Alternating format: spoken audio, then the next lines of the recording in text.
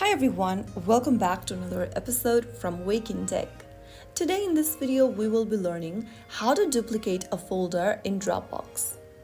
To duplicate a folder in Dropbox, launch open the Dropbox application on your mobile device, or you may also go visit dropbox.com on a web browser. Either way, once you're in the home page, go ahead and log into your account like you normally do and go ahead and tap on the folder you would like to duplicate.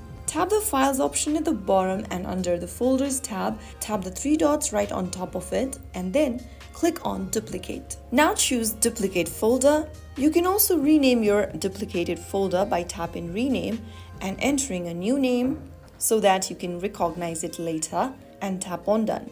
Now click on the Duplicate Folder button at the bottom and you will see your duplicated folder inside the Folders tab. And that's it. You've successfully duplicated a folder in Dropbox.